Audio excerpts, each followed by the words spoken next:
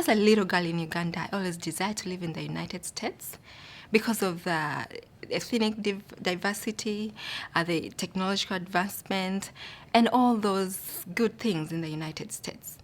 I remember watching The Apprentice, the Donald Trump show, where participants were required to sell products and raise money for charity. All that ignited the entrepreneurship skills in me and the desire to know and learn more about how businesses start and flourish. And eventually, I worked for a corporation in Uganda. But what's most exciting is I used to tell my mother and my sisters and some of my friends that I'd one day live in the United States, and they didn't believe me at all. It was not later when I turned 27 and I told them I was moving to the United States. My mother was in shock. She couldn't believe it. The only thing she had to do for me was to bless my new journey and my new dream. 27 years old, I traveled to the United States with, I remember, $500 on me, with that whole dream of making it happen in my life in the United States.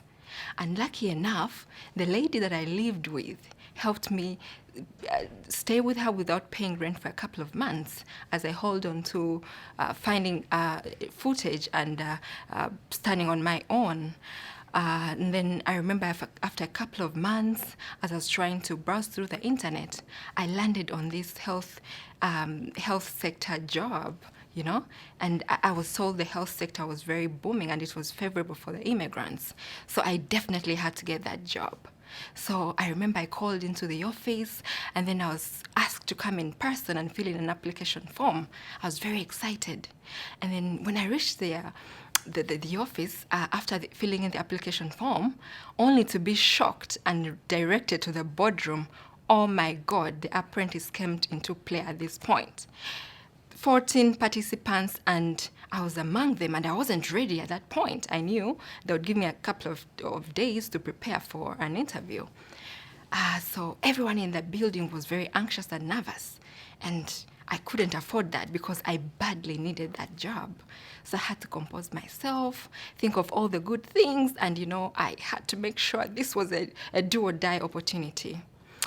So lucky enough, I was among the best chosen 5, and I was offered the opportunity. You should have seen the smile on my face. I was so excited.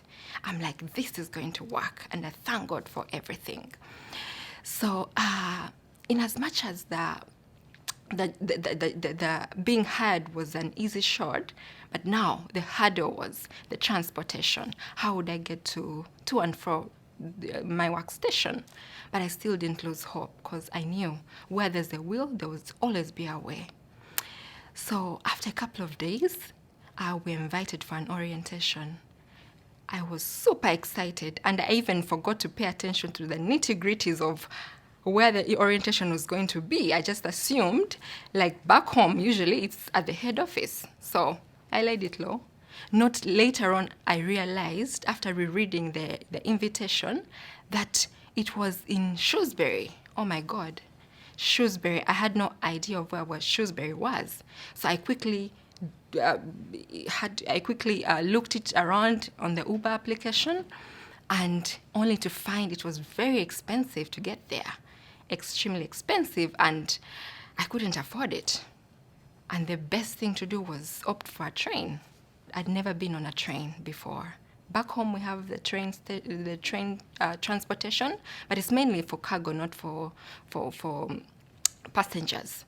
But I was determined to make this work because this was a golden opportunity for me. So I quickly drew up a plan of how I was going to get to the North Station and to Worcester, and then later on an Uber to Shrewsbury for my orientation. I remember I was handed over a map, a very humongous map, very intriguing to learn, but at that point, I couldn't comprehend it. But at the same time, I needed to get this job. I needed to get to my destination. So I connected through the South Station to Worcester, and then got to Worcester at 10 a.m., 2 hours late for my orientation. You can imagine what I felt. But I had a lot of faith that this was my opportunity. I remember reflecting upon my favorite verse in the Bible, that's Isaiah chapter 41, verses 10, where the Lord promises us strength no matter the situation. That honestly kept me going throughout the whole journey.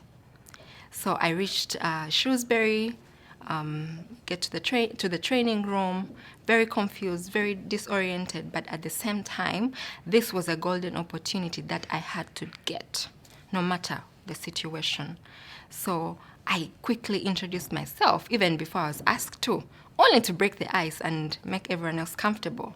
And I remember in that moment, this beautiful lady, one of the prospect employees, welcomed me to sit next to her, and I felt so comforted. And the orientation had to go on. And then I remember break time, I had to make sure I introduced myself to the rest of the team to just feel at home and forget about the hassle that I'd gone through. And the only difference was most of the people that I shared with had struggles with the traffic jam, and my struggle was the train station and getting to the orientation venue.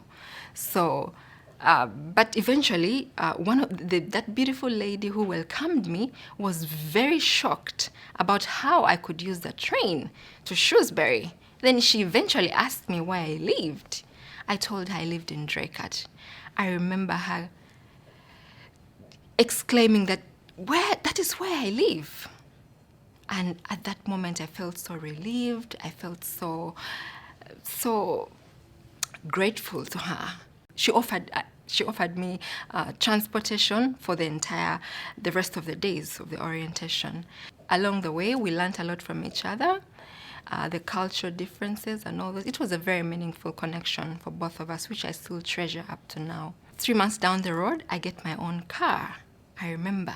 And I was like, this is it. Only to realize that the hassle that I'd gone through at the North Station was actually the one that happens on the road. The Massachusetts drivers are so fast.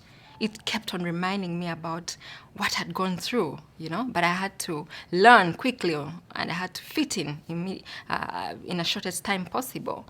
And I remember still, I would make sure in whatever situation or whatever environment I'm in, I had to look out for any other person who would be in a situation like mine, but they can't speak up. And what's helped me to speak up is my cultural background, where we're open to helping each other. So I believe in teamwork, and I believe in helping each other, and together we can be better.